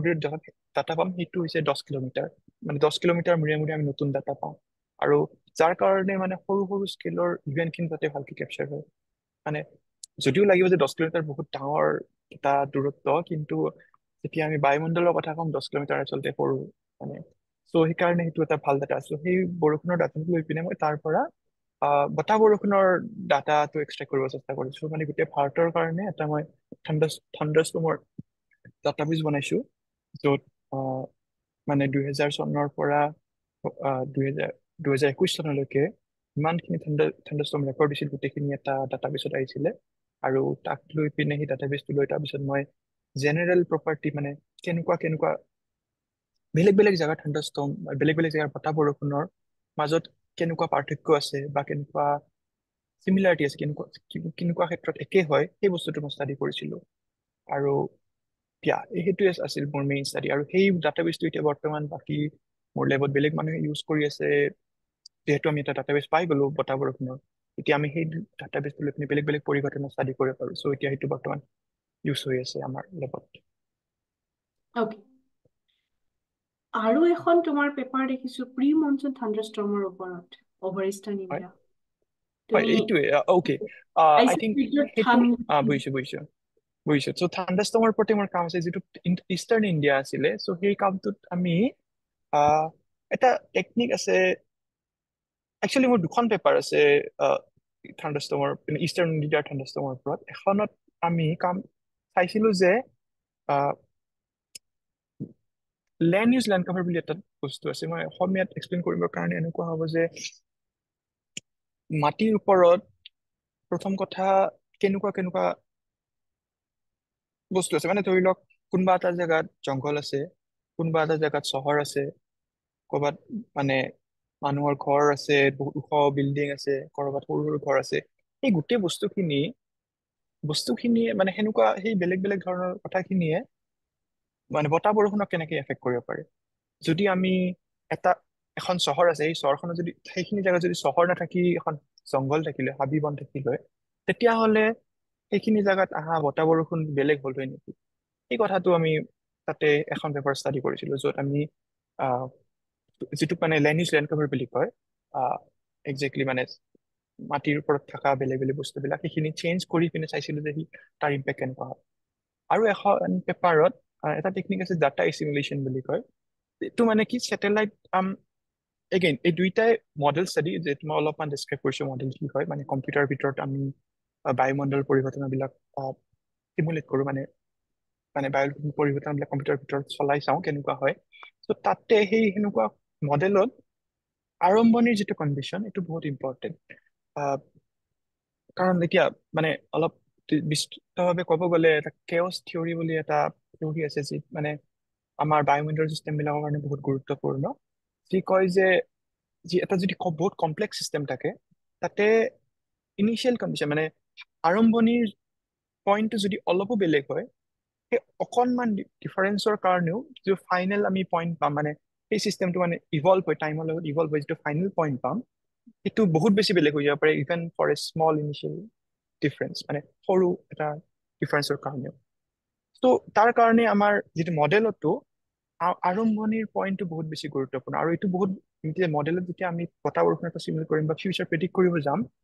এতিয়াৰ কণ্ডিশ্যনখিনি মডেলত যে ভালকে আহিছে সেই কথাটো বহুত বেছি দৰকাৰী তাৰ কাৰণে কিছুমান টেকনিক আছে এটা কয় ডাটা এচিমুলেশ্যন বুলি য'ত কিছুমান এতিয়া আমি আমাৰ পৃথিৱীৰ অৰ্বিটত বহুত ছেটেলাইট ঘূৰি আছে আৰু যি মানে কণ্টিনিউৱাছলি পৃথিৱীৰ বায়ুমণ্ডলক অবজাৰ্ভ কৰি আছে ত' আমি এতিয়াৰ কণ্ডিশ্যনখিনি যিহেতু মডেলত দিব লাগে সেইখিনি যদি আমি ছেটেলাইটৰ পৰা লৈ পিনি তাতে দিব পাৰোঁ ত' সেই টেকনিকটোক কয় ডাটা এচিমুলেশ্যন বুলি যিয়ে মানে আমাক এটা মষ্ট একুৰেট ইনিচিয়েল কণ্ডিশ্যন দিয়ে মানে মষ্ট একুৰেট আৰম্ভণিৰ এটা মই ক'ব পাৰিম যে আৰম্ভণিৰ স্থান এটা দিয়ে কাৰণ আৰু সেই আৰম্ভণিৰ স্থানটো যদি আমাৰ একুৰেট হয় তেতিয়া আমি ফিউচাৰ আমাৰ প্ৰিডিকশ্যনো ভাল হ'ব বুলি আমি এক্সপেক্ট কৰিব পাৰোঁ যিটো আছিলে মোৰ ছেকেণ্ড কাম এই দুইটা কামতে আমি ইষ্টাৰ্ণ ইণ্ডিয়াৰ ওপৰত কাম কৰিছিলোঁ মেইনলি কলকাতা আৰু ভুৱনেশ্বৰৰ ওপৰত কাম কৰা গৈছিল আহ, মই তোমাক তোমাৰ মানে তুমি যে কামৰ হেৰিৰ কথা কৈ আছা আমাৰ চেটত একচুৱেলি এটা কুৱেশ্যন আহিছিলে যে তোমাৰ মই আচলতে আনমিউট কৰিবলৈ পাৰ্মিশ্যনটো দি দিছিলো আমি একচুৱেলি আনমিউট কৰি যদি সুধিব পাৰি অভিষেক তেতিয়াহ'লে তুমি নিজে সুধিব পাৰা মই তোমাৰ কুৱেশ্যনটো সুধিব ওলাইছিলো য়েছ সাবিক আৰু অভিষেক দুয়োৰে কুৱেশ্যন আছিলে দুয়ো সুধিব পাৰে কুৱেশ্যন দুটা আই থিংক অভিষেক কেন ষ্টাৰ্ট তোমাৰ যদি আনমিউট হৈছে কানেকশ্যন যদি ঠিক আছে হেল্ল' শুনি পাইছে ইয়েছ ইয়েছ শুনিছোঁ হয় হয় মই তাকে সুধিছিলো যে মাষ্টাৰ্ছৰ সময়ত পাব্লিছ পেপাৰ থাকিলে কিমান সহজ হয় বাহিৰত PhD এপ্লাই কৰিবলৈ সেইটোৱে সেইটো মোৰ কোৱেশ্যন বহুত আছিল গুৰুত্বপূৰ্ণ বহুত ভাল ভাল প্ৰশ্ন সুধিছা যে মাষ্টাৰ যদি পেপাৰ থাকে সেইটো বহুত গুৰুত্বপূৰ্ণ প্ৰথম কথা বাহিৰত PhD হোৱাৰ কাৰণে দুটা কথাৰ গুৰুত্ব থাকে প্ৰথম কথা হৈছে ৰেফাৰেঞ্চ এটা যদি তোমাৰ ভাল ৰেফাৰেঞ্চ থাকে তুমি যদি ভাল মানুহৰ লগত কাম কৰিছা আৰু তেখেতে যদি ক'ব পাৰে যে এইজন হয় ভাল ষ্টুডেণ্ট হয় ত' এইটো এটা বহুত গুৰুত্বপূৰ্ণ কথা নেক্সট হৈছে পাব্লিকেশ্যনটো যদি তোমাৰ পাব্লিকেশ্যন আছে য'ৰ পৰা যদি তোমাৰ ৰেফাৰেঞ্চ ইমান ভাল নাইও কিন্তু যদি তোমাৰ ভাল পাব্লিকেশ্যন আছে কাৰণ পাব্লিকেশ্যনটো হ'ল যে তুমি সঁচাকে ভালকে প্ৰথম কথা গৱেষণা কৰিব জানা আৰু তাৰপিছত পাব্লিকেশ্যনৰ কোৱালিটি চাই পিনে মানুহ এজনে ক'ব পাৰিব যে হয় তুমি এজন ভাল গৱেষক হ'ব পাৰিবা ফিউচাৰত ত' সেইকাৰণে এইটোৰ গুৰুত্ব বহুত বেছি আৰু এইটো বহুত ভাল নেক্সট কুৱেশ্যন কুৱেশ্যন হয় আছিলে যে যদি নাই পাব্লিকেশ্যন তেতিয়া কি কৰিব পাৰি মানে 1 বছৰ 2 বছৰ গেপ লৈ পেলাই এনেকুৱা কিবা কাম কৰো চোৱা যাতে কথাটো হ'ল পাব্লিকেশ্যন পাব্লিকেশ্যন যদি নাই তুমি এতিয়া মোৰ উদাহৰণটোৱে লোৱা মই কাম কৰিছিলো মাষ্টাৰ্ছৰ টাইমত ভালকে মোৰ ফাইনেল ইয়াৰত চ' সেই কামটো মই পাব্লিছ হৈছে কিন্তু সেইটো কাম পাব্লিছ পিছত হৈছে কাৰণ মোৰ ফাইনেল ইয়াৰটোত মই কাম কৰোঁতে গ'ল কিন্তু তেতিয়া সেইকাৰণে মই কৰিলো কি মই 2 বছৰ এটা জুনিয়ৰ ৰিচাৰ্চ ফেল' হিচাপে কাম কৰিলো চ' তাতে প্ৰথম কথা মোৰ এক্সপিৰিয়েঞ্চো হ'ল মই বহুত কথা শিকিলো বেলেগ বেলেগ টপিকৰ ওপৰত গৱেষণাৰ বিষয়ে বহুত কথা শিকিলো আৰু মোৰ এতিয়া মই সময় পালো মোৰ ভাল পাব্লিকেশ্যন কৰাৰ কাৰণে ভাল কাম কৰি পাব্লিকেশ্যন কৰাৰ কাৰণে যেতিয়া মই ফাইনেলি সেই 2 বছৰ মানে মাষ্টাৰ্ছ তাৰপিছত 2 বছৰ আৰু তাৰপিছত কাম কৰিলো মোৰ হাতত 4খন পেপাৰ আছিলে আৰু তাৰে 3খন পেপাৰ মই ক'ব লাগিব যে বহুত বেছি ভাল জাৰ্নেল আছিলে ত' সেইটো মোৰ কাৰণে আই থিংক মোৰ ক্ষেত্ৰত মোৰ বহুত হেল্প হৈছে সেই কথাটোত আৰু আই থিংক সেইটো এটা উপায় হ'ব পাৰে অ'কে ঠিক আছে হয় থেংক ইউ মোৰ এটা প্ৰশ্ন আছিলে যে আমি যেতিয়া মানে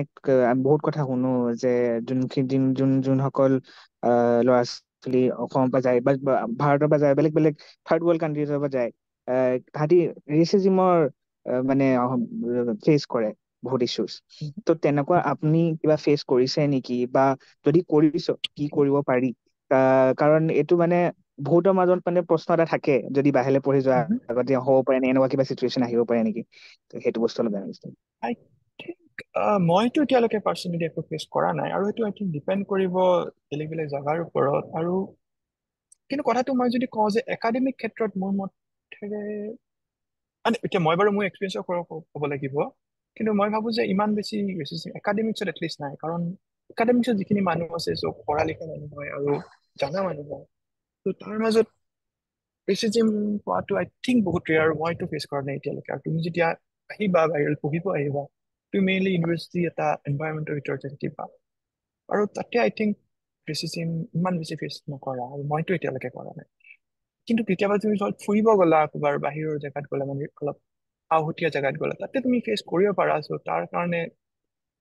আই থিংক নিজে অলপ বাছি চলিব লাগিব মই অকমান ইনক্লুড কৰিছো কাৰণ অকমান চেনচিটিভ চিয়'ৰ চিয়'ৰ টপিক য়েছ আৰু মানে তোমাৰ ব্যক্তিগত অভিজ্ঞতাত যিহেতু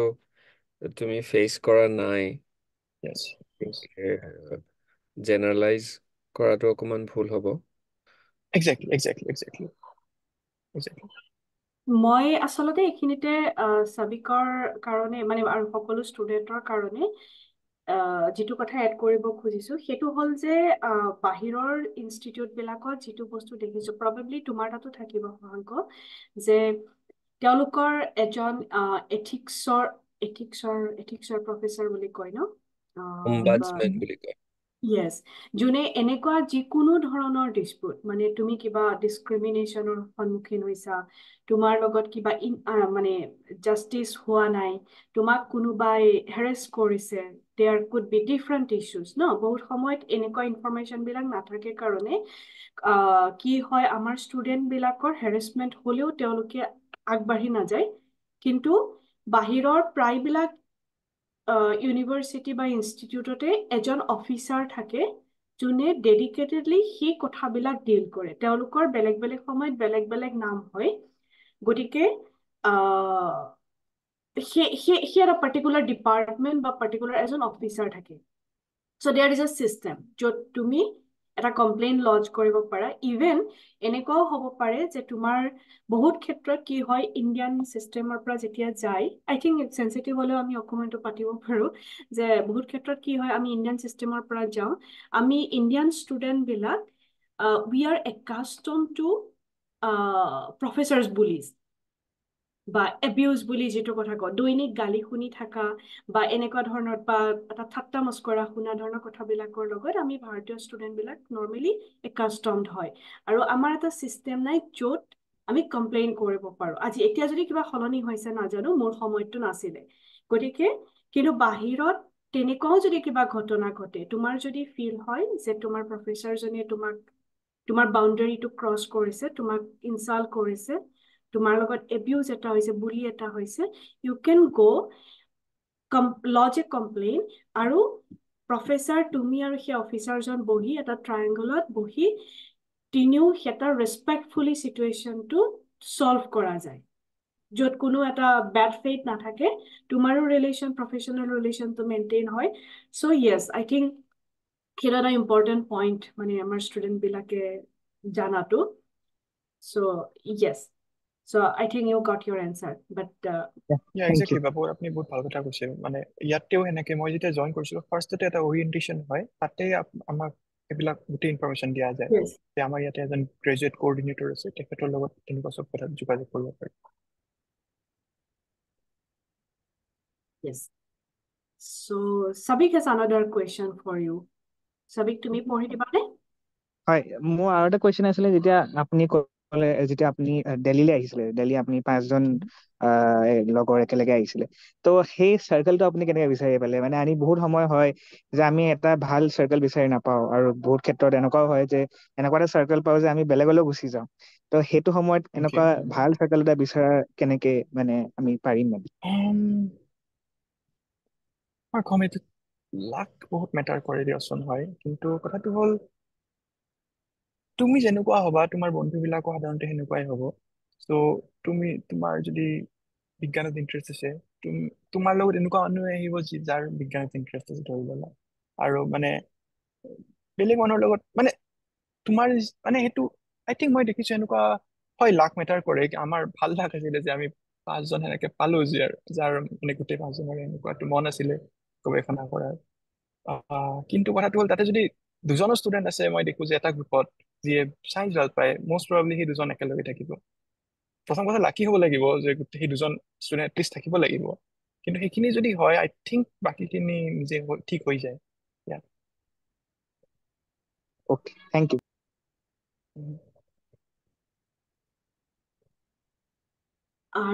আৰু এটা লাইন বিদ্যুৎ কিবা এড কৰিব খুজিছা নেকি? নাই মই এড কৰিব খোজা নাই একচুৱেলি মানে এইটো যিটো প্ৰশ্ন চাবিকে সুধিছে সেইটো প্ৰশ্নৰ উত্তৰ কিজানি দিয়াটো সহজ নহয় মানে লাক থকা যিটো কথা শশাংকই কৈছে যে কিছুমান সময়ত কিছুমান মানে প্ৰবাবলি কিছুমান সময়ত এনেকুৱা কথা বিশ্বাস কৰাৰ বাহিৰে বেলেগ উপায় নাই যে নিজে চিনচিয়াৰ আৰু অনেষ্ট হোৱাৰ পাছত বেডলাকো হ'ব পাৰে, কিন্তু লাকে ফেভাৰ কৰাৰ পচিবিলিটি, ফৰচুন ফেভাৰ্ছ দ্য ব্ৰেভ বুলি যিটো কয়, তেনেকুৱা ধৰণৰ এটা কনচেপ্টত বিশ্বাস কৰাৰ বাহিৰে বেলেগ উপায় নাই। মানে লাক কেতিয়াবা বেয়া থাকিবও পাৰে তাৰ পিছতো, বাট ষ্টিল মই একচুৱেলি ইয়াতে মই বেলেগ এটা কথা আৰু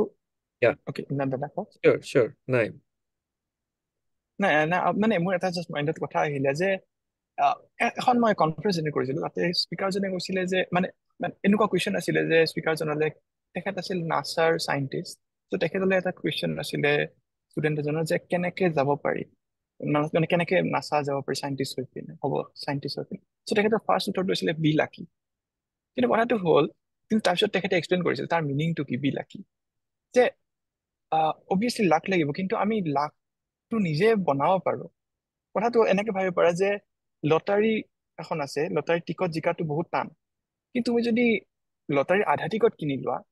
কমপ্লিট যদি 100টা টিকট আছে, তাৰ যদি 50 টিকট টিকট তুমি কিনি লোৱা, তোমাৰ চান্স বহুত বাঢ়ি যায় লটাৰী জিকাৰ। ত' সেনেকে জীৱনতো সেইটো কাম কৰিব পাৰি, যে তুমি এনি টাইম চেষ্টা কৰি থাকা যে তোমাৰ অপৰচুনিটি তোমাৰ তাতে আহে। তুমি ভালকে পঢ়া শুনা কৰা, প্ৰথম কথা ভাল ইনষ্টিটিউট এখনত যাব চেষ্টা কৰা, যেতিয়া ভাল ইনষ্টিটিউট এখনত যাবা, তোমাৰ নিজে নিজে সেই চান্সটো বাঢ়ি যাব, কাৰণ তাতে তুমি গোটেই সুবিধাখিনি পাবা। তুমি কনফাৰেঞ্চ এটেণ্ড কৰিব চেষ্টা কৰা, মানুহৰ লগত কানেক্ট কৰিব চেষ্টা কৰা, যে তোমাৰ যদি কোনোবা এজন মানুহৰ টক ভাল লাগিছে, তেখেতক ইমেইল কৰা যে মোৰ আপোনাৰ টকটো ভাল লাগিছিলে, এনেকুৱা ধৰণৰ কাম মই কৰিব পাৰিম নেকি। খুব বেছি কি হ'ব যে তুমি ৰিপ্লাই নাপাবা, কিন্তু তাৰ নিগেটিভ একো নাই, কিন্তু সেইটো একশ্যনেদি, তুমি সৰু এটা একশ্যনেদি তোমাৰ লাকটো তুমি আৰু বঢ়াই দিলা। চ' মই ভাবো যে সেনেকে আমি আমাৰ লাকটো বঢ়াব পাৰো। চ' এগেইন আল্টিমেটলি এইটো ইট ইজ লাক, বাট আমাৰ চান্সটো আমি বঢ়াব পাৰো আমাৰ নিজৰ একশ্যনৰ দ্বাৰা। আই থিংক এই কথাটোৰ ওপৰত ডিছকাছ কৰি থাকিলে আমি কৰি থাকিব পাৰিম। আই থিংক চামাৰাইজ কৰিব পাৰি যে বি প্ৰ'এক্টিভ, মানে যে Exactly, গুড exactly. ফৰচুনৰ দৰ্জাখন যেতিয়া খোল খাব, তেতিয়া সোমাই যাব পাৰাকে you need to stay ready. গতিকে সেইটোৰ কাৰণে প্ৰ'এক্টিভ হ'ব লাগে। চ' তোমাৰ এতিয়াৰ য'ত তুমি কাম কৰা, সেই ডিপাৰ্টমেণ্টটো চুজ কৰাটো কিমানখিনি লাক আছিলে আৰু কিমানখিনি ইউ ৱান্টেড প্ৰিচাইজলি টু গ' দেৰ? তাতলৈকে তুমি এখন ইউনিভাৰ্চিটিতে পঢ়িব খুজিছিলা নে কেইবাখন ট্ৰাই কৰাৰ পাছত লাকিলি তুমি এইখনত আহি পৰিলা? আহ, সঁচা কথা ক'ব গ'লে মই বহুত বেছি বেলেগ বেলেগ জেগাত ট্ৰাই কৰা নাছিলো, কাৰণ যিহেতু মাষ্টাৰ্ছৰ পিছত মই একজেক্টলি যেতিয়া মই মোৰ মাষ্টাৰ্ছ শেষ হৈছিলে, তেতিয়া মই ট্ৰাই কৰিছিলো। প্ৰথমতে ইউনিভাৰ্চিটি অফ ৰিডিঙত মই ট্ৰাই কৰিছিলো, তাতে মোৰ ফাইনেলি ইণ্টাৰভিউ হৈছিলে, ইণ্টাৰভিউ ক্ৰেক হৈছিলে, কিন্তু তাৰ পিছত ফাণ্ডিং, সেইখিনি টাইমত ফাণ্ডিঙৰ অলপ ইছ্যু হৈ আছিলে, যিটো কাৰণে মই মোৰ প্ৰজেক্টে ফাণ্ডিং নাপালে। চ' তাৰ পিছত মই ইউনিভাৰ্চিটি অফ ভিয়েনাত ট্ৰাই কৰিছিলো এবাৰ, তাতেও এগেইন ছেইম প্ৰব্লেম হ'ল যে প্ৰফেচৰজনে মোক ল'বৰ কাৰণে ৰেডি, কিন্তু ফাণ্ডিং নহ'ল। আৰু এইটো অপশ্যন মোৰ হাতত আছিল, কাৰণ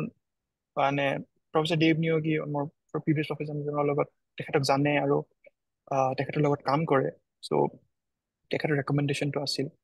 চ' তেখেতৰ এই অপশ্যনটো মোৰ হাতত আছিলে সদায়। চ' মোৰ ফাইনেল মই জাষ্ট এখন দুখন সেইকাৰণে বেলেগ ট্ৰাই কৰিছিলো, বহুত বেছি ট্ৰাই কৰা নাই, কাৰণ মই জানিছিলো যে মই ইয়াতে আহিব পাৰিম। চ' ফাইনেলি সেইটোৱে হ'ল, মই ইয়াতে আহিলো। অ'কে, চ' তোমাৰ তুমি ফাণ্ডিঙৰ কথাটো কৈছা, চ' তুমি এতিয়া তোমাৰ ফাণ্ডিং তুমি কেনেকে আহে? যে তুমি কিবা এটা প্ৰজেক্ট এপ্লাই কৰি পেলাই সেইটো ফাণ্ডিং পাই PhD কৰি আছা, নে অ'কে অলৰেডি কিবা এটা ছেট প্ৰগ্ৰেম PhD কৰি আছা? অ'কে চ' ইয়াতে আমাৰ ইউনিভাৰ্চিটি অফ অষ্টিনৰ Jackson school of geosciences, মানে যিখন স্কুলৰ আণ্ডাৰত, যিখন কলেজ বুলি ক'ব পাৰি, যিখন কলেজত মই আছো, ত' ইয়াতে তেখেতসকলে 5 বছৰৰ ফাণ্ডিং গেৰাণ্টি দিয়ে। চ' হয় মই প্ৰজেক্ট লৈ পিনে প্ৰজেক্টত কাম কৰিব পাৰো, নহ'লে মই টিচিং এছিষ্টেণ্ট হ'ব পাৰো, যে মানে ষ্টুডেণ্টক শিকাই পিনে সেনেকে মোৰ ফাণ্ডিং হয়, কিন্তু মোৰ 5 বছৰৰ কাৰণে ফাণ্ডিংটো মানে গেৰাণ্টি আছে। অ'কে, চ' তুমি এতিয়া টিচিং কৰিব নালাগিলেও কৰা নেকি? কথাটো হ'ল, মই ফাৰ্ষ্ট ছেমিষ্টাৰত মই ৰিচাৰ্চ কৰিছিলো জাষ্ট, ছেকেণ্ড ছেমিষ্টাৰ যোৱা ছেমিষ্টাৰত মই টিচিং কৰিছো, কাৰণ এইটো এটা ভাল এক্সপিৰিয়েঞ্চ মই ভাবো। কিন্তু আই থিংক নেক্সট কেইটামান ছেমিষ্টাৰ মই অকল ৰিচাৰ্চে কৰিম। অ'কে, চ' আমাৰ শেষ হৈ আহিবলৈ হৈছে সময়। কাৰোবাৰ কিবা কুৱেশ্যন থাকিলে আনমিউট কৰি সুধিব পাৰে, কেৰিয়াৰ ৰিলেটেড বা বা আদাৰ বা কাম ৰিলেটেড।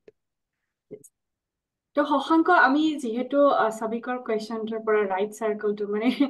মই একচুৱেলি তোমাৰ কথাৰ পৰা যিটো বস্তু তোমাৰ কেৰিয়াৰ পাথটোৰ পৰা যিটো কথা মন কৰিছো আৰু আগতেও কৈছো যে বি বৰুৱাৰ পৰা আমি এটা ট্ৰেণ্ড অবজাৰ্ভ কৰিছো যে এটমছফেৰিক চায়েন্সত মানুহ আহি আছে ফৰ এ লং টাইম। চ' এইটো গোটেইখিনিত আচলতে এটা ডাঙৰ ফেক্টৰে কাম কৰে, সেইটো হৈছে মেণ্টৰিং, মানে নয়িংলি হওক ইণ্টেনশ্যন Exactly. ফৰফ্ৰণ্টতে থাকক বা বেকগ্ৰাউণ্ডতে থাকক, if someone is mentoring, so mentoring is really, really important to put you probably in a right circle or, to হয় decide the path. তুমি already তোমাৰ এজন ছাৰৰ কথা কৈছা, জাতীয় বিদ্যালয়ৰ পৰা কৈছা, বি বৰুৱাৰ কথা আমি কৈছো, বা তুমি তাৰপিছত আহিলা NIT লৈ, তাৰ পৰা যিটো ৰিয়েলাইজ কৰিছা, আই থিংক সেইটো এটা খুব ডাঙৰ ইম্পৰ্টেণ্ট কথা to find out right mentor যোনে প্ৰপাৰ ৱে মেণ্টৰিং কৰিব পাৰে, ৰাস্তাটো দেখুৱাব পাৰে, everything. So' with that note, যিহেতু তুমি ছায়েন্স কংগ্ৰেছ কৰিছা, মোৰ ফালৰ পৰা লাষ্ট কুৱেশ্যন, আৰু বেলেগ কুৱেশ্যন অহা নাই, ফেচবুকতো অহা নাই। চ' এতিয়া কথাটো হ'ল, তুমি ছায়েন্স কংগ্ৰেছ কৰিছা, তোমাৰ এক্সাম মানে এক্সপিৰিয়েঞ্চ আছে, তুমি কৈছা সেইটোৱে তোমাৰ ৰিচাৰ্চৰ ফাণ্ডামেণ্টেলটো দিছিলে সেই স্মল প্ৰজেক্টটোৱে। চ' তোমাৰ হাতত এনেকুৱা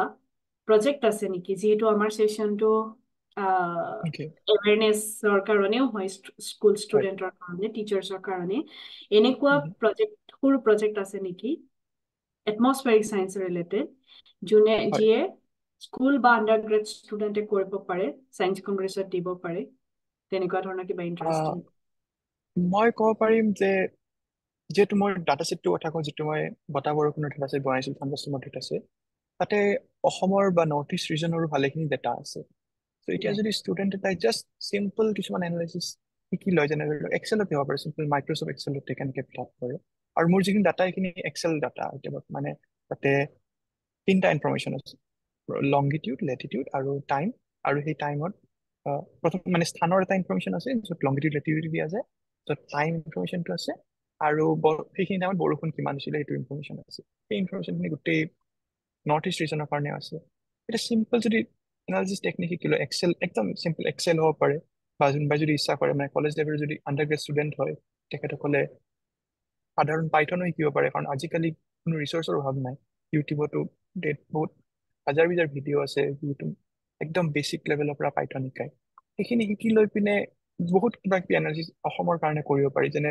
ৰিচেণ্ট BCRত অসমত বৰষুণ চেঞ্জ হৈছে নেকি, আৰু অসমৰ বেলেগ বেলেগ জেগাত চাব পাৰে, যেনে চহৰ অঞ্চলত বেলেগ এটা আমি ট্ৰেণ্ড দেখাব পাৰোঁ, আৰু বা গাঁও অঞ্চলত বৰষুণৰ এটা বেলেগ ধৰণৰ ট্ৰেণ্ড হ'ব পাৰে। চ' সেনেকুৱা ধৰণৰ ষ্টাডি বহুত পচিবল হয়। চ' আই থিংক এইটো এটা ভাল ষ্টাডি হ'ব পাৰে, যে বেলেগ বেলেগ জাগাত কেনেকুৱা ধৰণৰ বৰষুণৰ পৰিৱৰ্তন হৈছে ৰিচেণ্ট BCRত। Yes. আৰু আৰু মোক কোনোবাই যদি ডাটাটো লাগে, মোক চিম্পলি কণ্টেক্ট কৰিলে হ'ল, মই পঠাই দিব পাৰিম। তুমি মেণ্টৰিং কৰিবলৈ ইচ্ছুক নেকি, কোনোবাই যদি চিয়'ৰ চিয়'ৰ, নিশ্চয় নিশ্চয় নিশ্চয়। আই থিংক মোৰ কুৱেশ্যন সিমানেই, যদি আৰু কাৰোবাৰ কিবা আছে। নাই, মোৰ নাই, মানে মই শুনিহে আছিলো, মোৰ ফালৰ পৰা সুধিবলগীয়া নাই। খালি হেৰি এটা কথা তুমি ক'বা নেকি, যে তোমাৰ ছায়েন্স কংগ্ৰেছ যে কৰিছিলা, মই মানে এতিয়া হাইণ্ডচাইটত ছায়েন্স কংগ্ৰেছত ময়ো পাৰ্টিচিপেট কৰিছিলোঁ ক্লাছ 7ত থাকোঁতে। তো আই হেভ মাই অ'ন ভিউ, কিন্তু ইন ইয়'ৰ ভিউ, তুমি যিহেতু এতিয়া চাইণ্টিফিক ৰিচাৰ্চ পাব্লিছ কৰিছা, ইন হাইণ্ডচাইট তোমাৰ কামটো এখন পেপাৰ হিচাপে লিখি উলিওৱাৰ কিমান স্ক'প আছে? মানে ছায়েন্স কংগ্ৰেছত মই আৰু নৱনীতা একচুৱেলি আগতেও ডিছকাছ কৰিছোঁ যে ছায়েন্স কংগ্ৰেছত আমি যিখিনি কাম কৰোঁ, সেই গোটেই কামখিনি বহুত হাজাৰ ল'ৰা ছোৱালী একচুৱেলি ছায়েন্স কংগ্ৰেছত কৰে, চিলড্ৰেন ছায়েন্স কংগ্ৰেছত। সেইখিনি একোটা একোটা ৰিপৰ্ট হৈ থাকি যায়, আৰু সেই ৰিপৰ্টখিনি আজিকালি PDF ফৰ্মত বা অনলাইন যদি ছায়েন্স ছ'চাইটিৰ কিবা আৰ্কাইভ আছে মই নাজানো, কিন্তু যদি কনচাইজ ৰূপত পেপাৰ হিচাপে লিখিব পাৰি, তোমাৰ তেনেকুৱা এটা কিবা কৰিব পাৰি নেকি? নিশ্চয়, কাৰণ যিটো ডাটাবেছৰ কথা ক'লো, এইটো নতুন ডাটাবেছ আৰু পৃথিৱীৰ বেলেগ বেলেগ জেগাত এনেকুৱা চিমিলাৰ ডাটাবেছ এতিয়া হৈ আছে, মানে যিটো আইমাৰ্ছ ডাটা ছেট লৈ পিনে এটা থাণ্ডাৰষ্টৰ্মৰ ডাটাবেছ বনায়। এনেকুৱা এতিয়া মই বহুত দেখিছো পৃথিৱীৰ বেলেগ বেলেগ জেগাত। চ' অসমত বা ভাৰততো এইটো আমি কৰিছো। চ' সেইটো লৈ পিনে অবভিয়াছলি নতুন কাম এটা হ'ব যদি কৰিব পাৰো। আই থিংক সেইটো দিশত চিন্তা কৰিব পাৰি। নিশ্চয় নিশ্চয়। Yes. অ'কে, আই থিংক আৰু আমি সময় নলওঁ, আমাৰ 1 ঘণ্টা কমপ্লিট হৈছে। মই ফেচবুকত চেক কৰিছোঁ, ফেচবুকত কুৱেশ্যন নাই, কেৱল বিজিতে কমেণ্ট কৰিছে নাইচ টু চি শশাংক বুলি। আৰু আমি চেটতটো কুৱেশ্যন পোৱা নাই, কেৱল মাৰ্তণ্ডই মেছেজ কৰিছে তোমাৰ কাম শুনি ভাল পাইছে বুলি। আৰু I think তাকে কৈ আজিৰ সেশনটো আমি সামৰণি মাৰিছো। থেংক ইউ শশাংক, খুব ভাল লাগিল কথা ধন্যবাদ, পাতি। বহুত বহুত ধন্যবাদ। আৰু মোৰ লাগিছে যথেষ্ট তোমাৰ সেশনটো শুনি পেলাই ভাল পাব ছাত্ৰ ছাত্ৰীসকলে, কেনেকে এটলিষ্ট পঢ়িব লাগে বা এইখিনি কথা এটলিষ্ট গম পাব। আৰু তাৰ বাহিৰত আমি কথা পাতি থাকিম। তোমাৰ যিহেতু কাম আছে, কেতিয়াবা নিশ্চয়। তোমাৰ কেৱল কাম লৈ কথা পাতিম, বিজ্ঞানৰ কথা পাতি। আৰু তাকে কৈ আজিৰ সেশনটো সামৰিছো। সকলোকে ধন্যবাদ, সকলোকে নমস্কাৰ। এনাজৰী কুলেকো ধন্যবাদ জনালো এই প্লেটফৰ্মটো দিয়াৰ বাবে। বিদ্যুতৰ ধন্যবাদ কো-হোষ্টিঙৰ কাৰণে। আৰু I think we can end the live session now. Okay, I'm ending it. Thank you. I have stopped the live session. So I stopped the recording as well now, right? You have.